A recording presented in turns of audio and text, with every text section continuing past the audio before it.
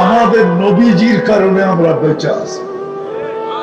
আসেন, আজকে আমরা যে সারা দুনিয়ায় নির্যাতিত, শুধু আর শুধু কারণ মুহাম্মদুর রাসূলুল্লাহ সাল্লাল্লাহু আলাইহি ওয়াসাল্লামের ইজ্জত না রাখার কারণে।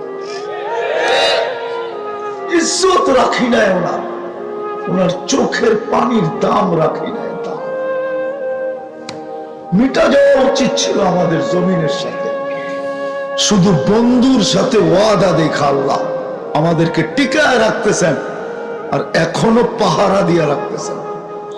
না, বন্ধুর সাথে ওয়াদা, লা আতরুকু উম্মতাকা ফারদা ওয়া লা আতরুকু উম্মতাকা ওয়াহদা।